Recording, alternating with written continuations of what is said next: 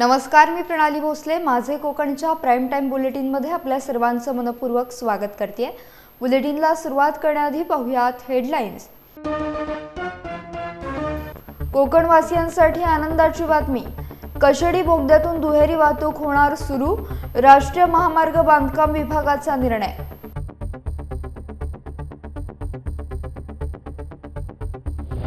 रत्नागिरीतील गोळप मुस्लिम मोहल्ल्यात अंबाबागेत 2 नेपाळी रखवालदारांची हत्या. मृतांची ओळख पटवण्यात पोलिसांना यश. घटनेचा पुढील तपास सुरू. रत्नागिरीत ऐतिहासिक तापमान वाढ. कोकणवासियांना जाणवू लागल्या उन्हाच्या झळा. आणि भांबेड येथे विनायक राऊतांची प्रचार सभा संपन्न. शिंदे गटातील कार्यकर्त्यांचा उभाटात प्रवेश.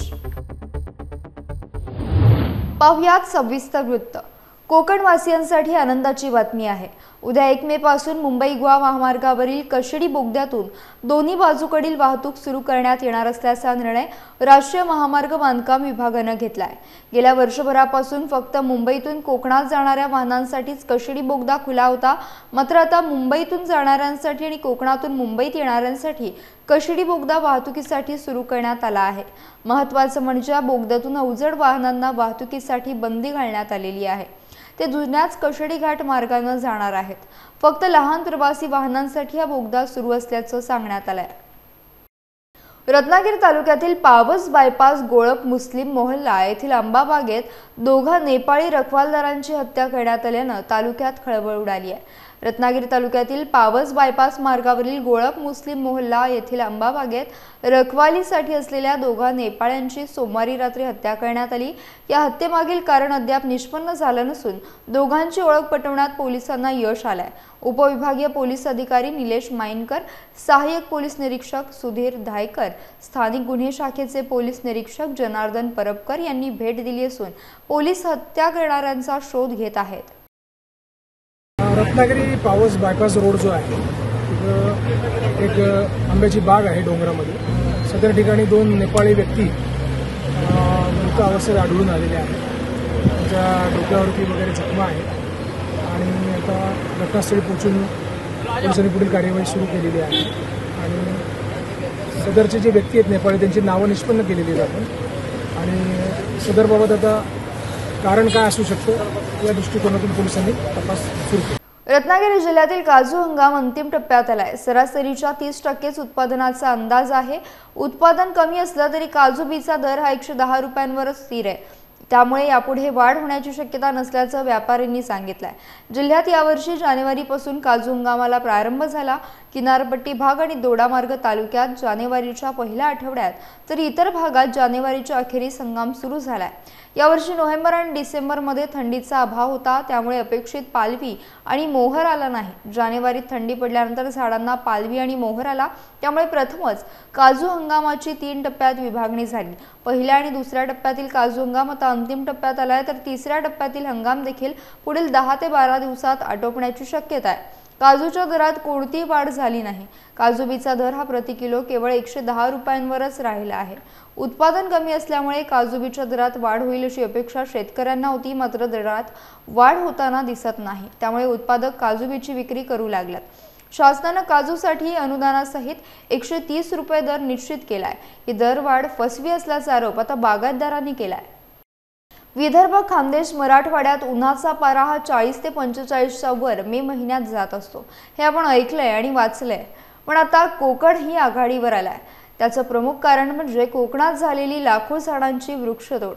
महामार्गाच्या रुंदीकरणाच्या कामात बेहिशोबी अशी वृक्षतोड झाली असून लाखोंनी झाडं तोडली गेली आहेत. याचा परिणाम आता दिसून येतोय. रत्नागिरी शहर अक्षरशः तापलंय. 40 अंश सेल्सिअस पेक्षा अधिक तापमान रत्नागिरीच्या काही भागात नोंदवण्यात आलंय.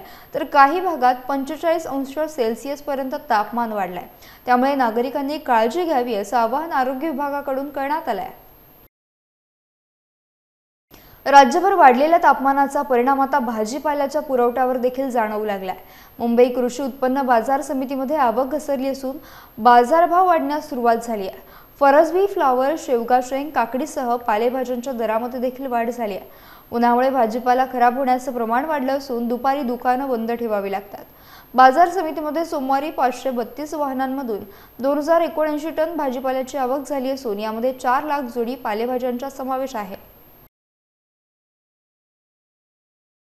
कोकण विभागात विकासाच्या दृष्टीने काम करण्यास भरपूर संधी आहेत। कोकणातील नागरिकांना महसूल विभागातर्फे सुलभ सेवा देण्यासाठी माझे प्रयत्न राहतील।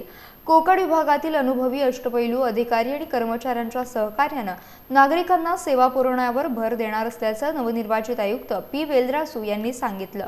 वेलरासू यांनी आज कोकण विभागीय महसूल आयुक्त पदाचा कार्यभार स्वीकारला। कोकण विभागीय आयुक्त डॉक्टर महेंद्र कल्याणकर यांची नवी मुंबईमधील SRA विभागात बदली झाल्यानंतर त्यांच्या जागी मुंबई महानगरपालिकेचे अतिरिक्त आयुक्त पी वेलरासू यांची कोकण आयुक्तपदी नियुक्ती करण्यात आली आहे। वेलरासू हे 2002च्या भारतीय प्रशासन सेवेतील अधिकारी आहेत। पी वेलरासू यांना जिल्हा परिषद मुख्याधिकारी आणि नाशिक तसेच ठाणे जिल्हाधिकारी, महाराष्ट्र जीवन प्राधिकरणात सदस्य सचिव अशा महत्त्वाच्या पदांवर काम करण्याचा अनुभव आहे। रत्नागिरी जिल्ह्यातील जिल्हा परिषद गट भांबेड येथे आज इंडिया आघाडीचे उमेदवार विनायक राऊत यांची भव्य प्रचार सभा पार पडली। यावेळी मोठ्या संख्येने कार्यकर्ते उपस्थित होते। यावेळी आमदार राजन साळवी, काँग्रेस जिल्हाध्यक्ष अविनाश लाड, संपर्क प्रमुख चंद्रकांत नकाशे, श्रीकृष्ण हेगिस्टे, रवींद्र डोळे, संदीप दळवी, युवा सेना विनय गांगण, दीपाली दळवी, राजू गांधी, जगदीश जुलूम आदींसह पदाधिकारी कार्यकर्ते मोठ्या संख्येने उपस्थित होते। यावेळी शिंदे गटातील अनेकांनी उद्धव बाळासाहेब ठाकरेंच्या शिवसेनेत प्रवेश केला।